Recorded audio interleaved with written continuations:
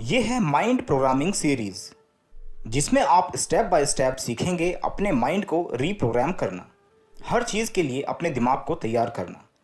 ये है उसका पहला चैप्टर, स्टेट ऑफ माइंड।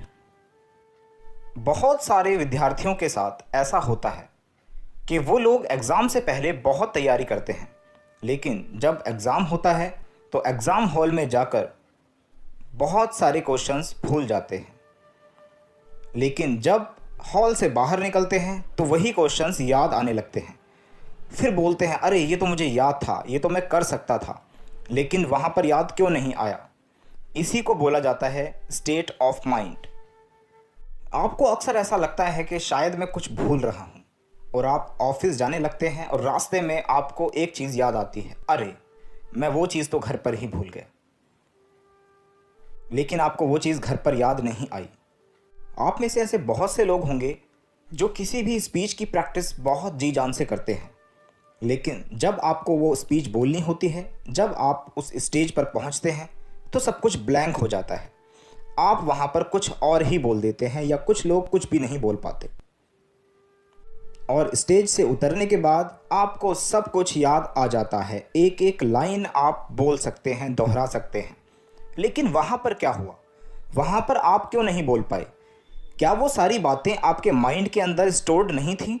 बिल्कुल थी। एक एक बात आपके दिमाग के अंदर थी। आप चाहें तो आज उसको मुँह ज़बानी सुना सकते हैं। लेकिन वहाँ पर क्या हुआ? दोस्तों, इसी को बोला जाता है स्टेट ऑफ माइंड। अब मैं आपको थोड़ा सा डीपली इसके बारे में बताता हूँ। हमारा दिमाग पूरे दिन में लाखों ऐसी स्टेट बनाता है जिसका शायद हम लोगों को मालूम नहीं होता है।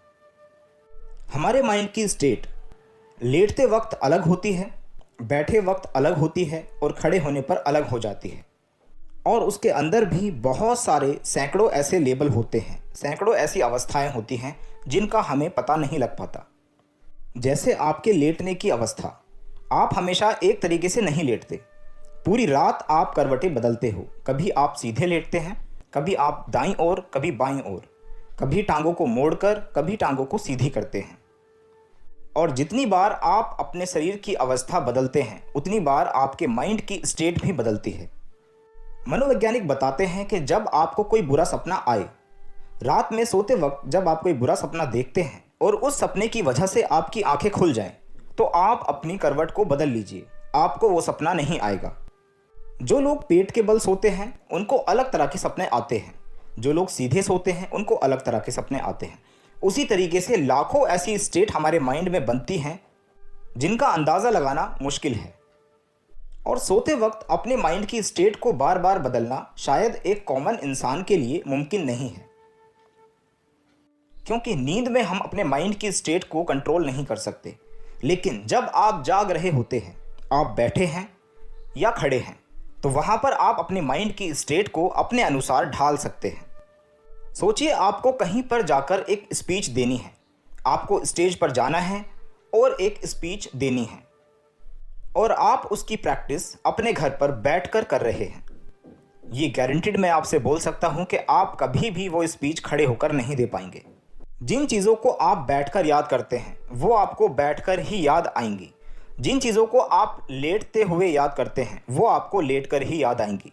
और जिन चीज़ों को आप नहाते वक्त याद कर रहे हैं वो आपको नहाने के वक्त ही याद आएंगी। आपके साथ बचपन में अक्सर ऐसा होता होगा कि कोई टीचर आपकी क्लास में आके आपसे बोलता होगा कि उठो और किताब पढ़ो। आपको किताब पढ़ने में बहुत प्रॉब्लम होती होगी, क्योंकि आप अक्सर उस किताब को बैठकर पढ़ते थे।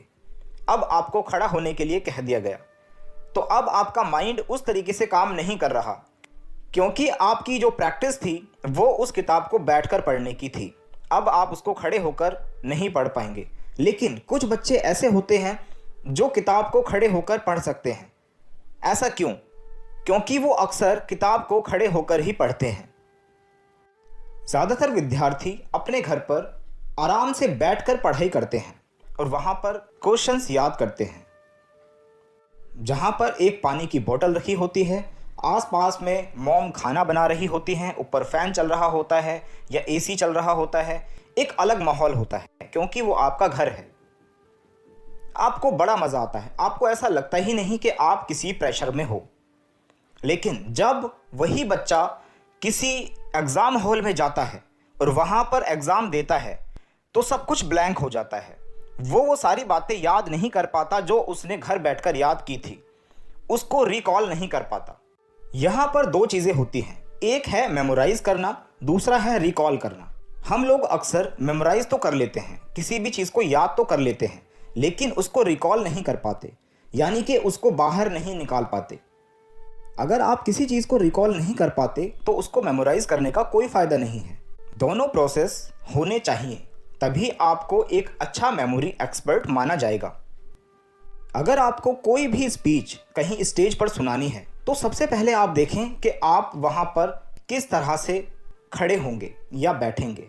अगर आपको वो स्पीच खड़े होकर वहाँ पर सुनानी है तो आपको उस स्पीच को याद करना होगा खड़े होकर। अगर बैठकर सुनानी है तो बैठकर याद करें। अगर आपको कोई एग्ज़ाम देना है तो उसी तरह का माहौल अपने घर पर बनाएं, अपने रूम में एक इस तरह का माहौल बनाएं कि आपको खुद ही रियलाइज़ हो कि ये एक एग्ज़ाम हॉल है। क्योंकि आप जिस सिचुएशन में कोई चीज़ याद करते हैं उसी सिचुएशन में ही आपको वो चीज़ याद आ जाती है, वही चीज़ आप रिकॉल कर पाते हैं। अगर आप चाहते हैं कि आप ऐसी सिचुएशन में ब्लैंक ना हो जाएं, तो आपको अपनी सिचुएशन खुद बनानी होगी, अपने माइंड की स्टेट को खुद कंट्रोल करना होगा। जिस स्टेट में आपको परफॉर्म करना है उसी स्टेट में आपको याद भी करना होगा। जिस स्टेट में आपको एग्ज़ाम देना है उसी स्टेट में आपको पढ़ाई भी करनी होगी। अब आपको खुद सोचना है कि आपको किस तरीके से इस समस्या से निपटना है। अगर आप इस तरह के इंसान बनना चाहते हैं जिसको अपनी कार को देखकर उसकी सर्विस याद आती है, जिसे अपने फ़ोन को देखकर मैसेजेस पढ़ने की याद आती है या किसी को कॉल करने की याद आती है, अपने बच्चों को देखकर उनकी फ़ीस की या एडमिशन की याद आती है, तो ये आपकी मर्ज़ी है, आप ऐसे भी बन सकते हैं। लेकिन अगर आप चाहते हैं कि आपका समय ज़्यादा वेस्ट ना हो, आप अपनी लाइफ को बहुत अच्छे तरीके से जिएं, आपको एक मेमोरी एक्सपर्ट माना जाए, तो आपको ये ट्रिक ज़रूर आजमानी चाहिए। आपको जो चीज़ मेमोराइज़ करनी है वो कीजिए, लेकिन आपको ये ध्यान रखना है कि आपको वो चीज़ रिकॉल कैसे करनी है। आपको बस ये ध्यान रखना है कि आप जिस अवस्था में उसको रिकॉल करने वाले हैं उसी अवस्था में, उसी स्थिति में, उसी स्टेट में आपको वो चीज़ मेमोराइज़ करनी है, वो चीज़ याद करनी है। आप पाएंगे कि आप मेमोरी के एक्सपर्ट बनते जा रहे हैं। इसके बाद मैं और बहुत सारी वीडियोस आप लोगों के साथ शेयर करूंगा जिसमें हम mind programming step by step सीखते जाएंगे।